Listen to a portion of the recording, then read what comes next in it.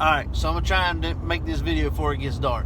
So, my name is Andrew. I am the owner-operator of DNW Logistics LLC. I started my business in November of 2019. So I've been in it for, 7 months now, 8 months, whatever it is. Alright, so here's a little bit of my background. I'm 36. Graduated school in 2002. 2 weeks later, I joined the U.S. Army. I went through basic training, and I got assigned to Fort Drum, New York, the 2nd Battalion, 22nd Infantry Regiment. That's where my company name comes from, DNW. DNW is an acronym for Deeds Not Words. It was the motto of Triple Deuce, which is what we refer to it as. While I was there with them, I deployed 3 times. I went to Afghanistan. I went to Iraq twice. I did everything from a SAW gunner to a 240 gunner, team leader, squad leader, and acted as platoon sergeant a few times. I went from there. I went to Fort Benning, and I became a striker master trainer, which is an accomplishment. I was there for 6 months. I got orders for recruiting. So I finished out my time at Fort Benning, training people on the striker. I left Fort Benning. I went to recruiter school, became a recruiter. I was a recruiter in Roswell, Georgia, which, if you know anything about Roswell, it's hard for somebody with my accent to recruit there, because nobody from Atlanta that says they're from Atlanta is actually from Atlanta. And in Roswell, man, they got money. I mean, that is there's some people there that are well off. It wasn't hard. It was hard at first. Once I got the hang of it and I got a shot to do something, actually do it, it improved. Tried to stay with recruiting because I enjoyed it. It was as close to being a civilian while still being in the Army that you could get. But the universe had different plans, so I went from recruiting to Fort Bliss. Was there until 2015.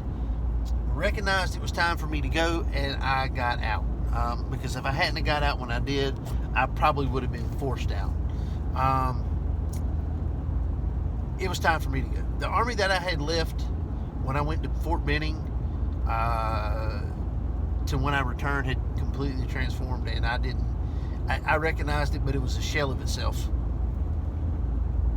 And it was time for me to go. My timing was a little off. I tried to put a plan out when I did get out. I got out in December of 2015. It didn't really fall into place. So I worked at a grocery store for a while. I was told I was within 2 weeks, I was going to be full-time, because I started out part-time. Those 2 weeks came and went. One night before I started working, I said, look, sorry, I got something in my mouth. I said, look, what happened that 2 weeks, that I was going to be, full-time and doing this and that and the other. And he goes, well, I told you that, but I can't do it because this, that, and the other. Basically, some woman was supposed to leave, and when she decided that she wasn't going to leave, everything just kind of fell off to the wayside, and I think he was trying to make me forget about it. I don't know what he was doing, but I said, no, that's not the part of the deal. I said, I took this job because I'd be making more. I said, I got a wife and 2 kids I got to support here, and I can't do it on part-time. I need full-time. Well, I can't give you full-time. I said, well, I guess you don't need me to work at all. So went from there. Did a couple odd jobs to make money, what little money I could make. Fell into the position of a car salesman, which I enjoyed. I did okay for a little bit at the first dealership I worked for, but there were some people there that had been there for years. Their customer base had been built up, and they had way too many salesmen for the size of the dealership. So I went to another dealership. I did well there. There was a guy there I couldn't work with. I tried. I really did. You know, I've never come across somebody that I couldn't work with until him. And I ended up leaving because they wouldn't move him, and it was nonstop every day, you know, for 12, 13 hours a day from 9 to 8 at night, and I couldn't do it anymore. So went to work as an oil and lube tech, did that for a while. Went back to being a salesman at a Chrysler dealership because that's what I started out as, and I knew the product.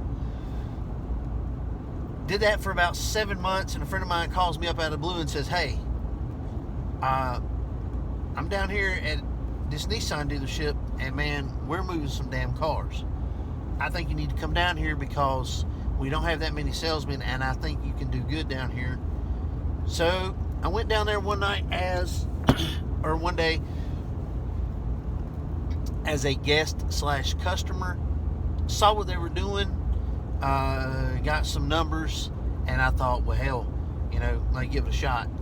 So I talked to my boss at the Chrysler dealership, and he said, hey, he's like, you know, do what you have to. So I did that for a while. I did okay there.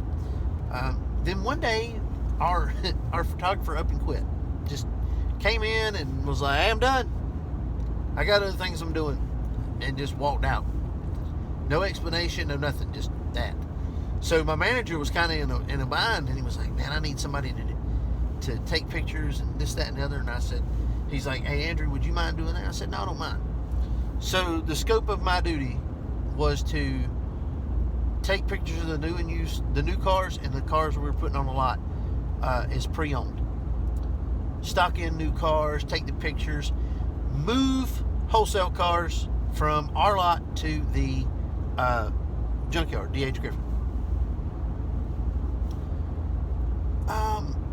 I never could get a handle on, you know, moving the cars the way I wanted them moved, and it got to the point where they were stacking up to the point that I had no room to put any of our trade-ins or new cars in the fence behind the dealership because there was just no room. I was parking them across the street in the field. Till finally, you know, I said, I've got a truck, I've got a trailer. I went and bought a winch for that trailer. And I started moving cars. Did it for a week, and I said, look, I'll do this, but I need $50 a car along with, you know, my regular pay. They said, that's agreeable. So I started moving cars. I mean, as many as I could, you know, along with keeping up with all the other things I had to do. You know, I did as much as I could. I made a dent, and then finally our used car manager got replaced by somebody else. And that guy, you know, he didn't have a lazy bone, so he started, you know, moving cars out. And the more I moved cars, the more people asked me, could you go do this for me? Could you do that for me? And, you know, I started to notice that the more I agreed, the further out I was going. And I was doing stuff on the weekends, and, you know, I was making okay. And one Friday night, I got home, and I'm talking to my wife, and I said, you know, I wonder if there's a way I can make money using my truck. And I'm thinking, you know, like part-time, like weekend type stuff, you know, something like that. So I started burning my midnight oil, man. I mean, I was researching like there was nobody's business.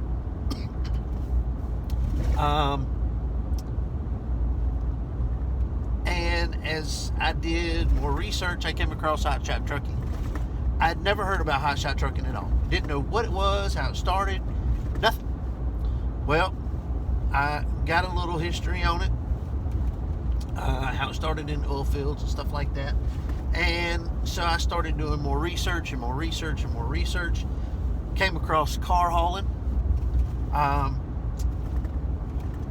probably did a month's worth of research, burning midnight oil for a good 2 weeks. Came up with a business plan, wrote it all out, pitched it to my wife. My wife said, of all the dumbass ideas I've ever had, this one wasn't dumb, it was well thought out. And she said, if you want to, I'm behind you 100%. So October 2009, I gave my manager at the Nissan dealership, I said, look, I'm attempting to start my own company. It's going to be a car hauling business. And I just want to let you know, as of November 1st, I no longer work for you. I work for myself. He said, that's fair. He also told me that if it didn't work out, I could always come back.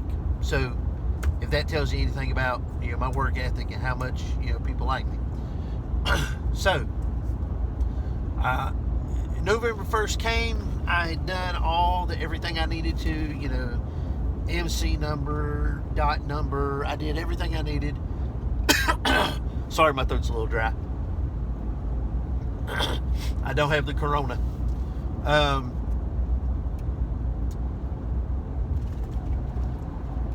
There were a few other things I had to take care of. One of the last things I did before I started, you need a trailer. Well, the one I had was less than stellar, and I just could not see it holding up to the demands of travel. So I went out and bought I had a 1500 too, by the way. So I went out and bought the trailer I've got right now. I started out with a 1-car. I should have went with a 2-car gooseneck. Hindsight is 20/20, but I got inside my head, started thinking about it too much, and got to worry about weight, and that's why I ended up with this trailer instead of the tilt trailer that I had pretty much already bought at Kaufman.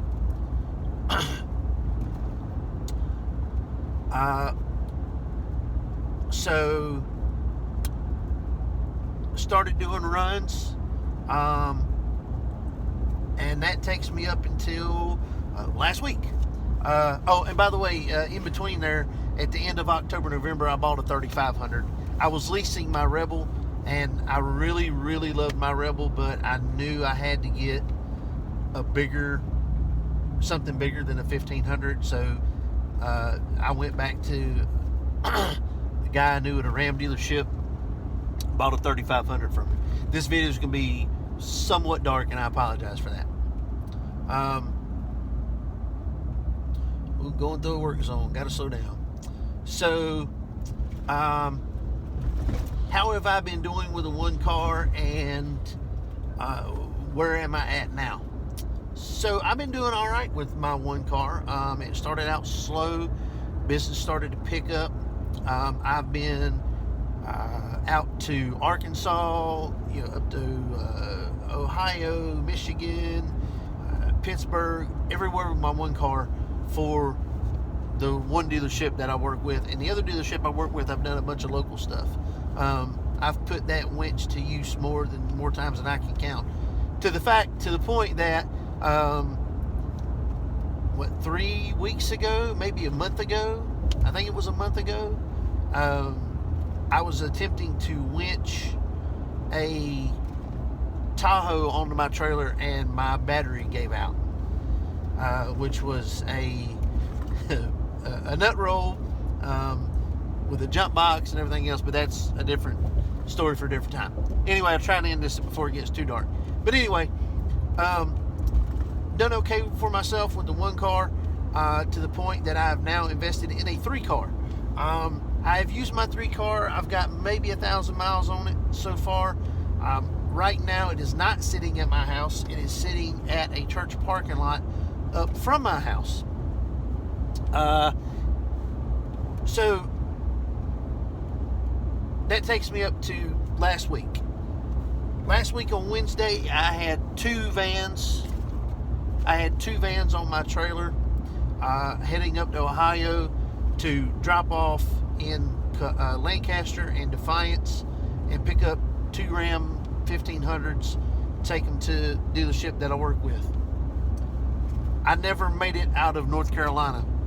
My truck had been serviced 2 weeks before, going down the road 55 miles an hour, and all of a sudden I've got a coolant leak, and I said, that can't be right.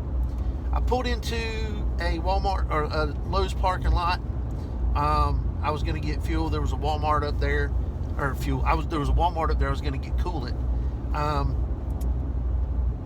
heard a terrible noise when I got to the back of the parking lot. I saw smoke. I got out, lifted up my hood, no smoke. And I said, okay, that's weird. I just saw smoke. I know I did. So I started the truck, heard a terrible noise. Then I discovered it didn't have any power steering. So I just put it neutral, let it roll to where I was mostly out of the road. I wasn't really blocking anything. And I hit the brakes, put on the e-brake, turned it off. Thursday, that following Thursday, the next day, my wife was out there, tow truck was out there. I was in Lowe's using the restroom. Came out, my wife said, hey, I tried to start the truck to drive out from under the trailer, and we heard a pop. I look at the ground, there's plastic everywhere, and there's a probably 3-inch gash where the top of the asphalt had been taken off the parking lot. And I thought, well, what the hell? So I got to looking, and that's when I discovered that my serpentine belt had came off. My serpentine belt had came off before. So the night prior, when I didn't have power steering, that's when my serpentine belt came off. So my 3 car is sitting in a church parking lot. That way I can get the cars off of it, because where I park it at my house, I would not be able to get the vans off of it. So I've got a rental 2500 right now. I hauled a Kia Sedona to Lancaster, Ohio. Picked up this 1500 I got on my trailer now at the Manheim in Carlton, Michigan. I'm going back to North Carolina now. I'm going to pick up a Chrysler Pacifica, take it to Defiance, Ohio, and pick up my other truck and bring it back down here. I should have went with a gooseneck 2 car when I first started. I know that, but like I said, hindsight's 2020. I am non-CDL right now. I do plan on getting my CDL, since I'll have to turn this truck in on Friday that I'm driving, and it doesn't seem like I'm gonna be moving a whole lot. So I'm gonna take my general knowledge test, because I've been doing a bunch of prep. I think I'll be okay, and if I get that, then when my truck is fixed, I'll do my road test in my pickup and my 3 car, and I should be getting my CDL. I know there's a lot of people, even the people that do non-CDL, are like, get your CDL, and I understand that, but sometimes things take time. But anyway, and let me go back a little bit. A lot of my friends and mostly my family are speculating that what happened to my truck could have been from an accident where I hit a round bale of hay in January. You heard that right, round bale of hay. That is another video for another time. But for right now, I just wanted to make the video, introduce myself, tell you a little bit about myself, and bring everybody up to date about where I'm at. So my name's Andrew, owner, operator of DNW Logistics. I'm a one-man show, trying to get my wife in on it, slowly, getting her used to some stuff. She works as the admissions department head at a nursing home where we're from.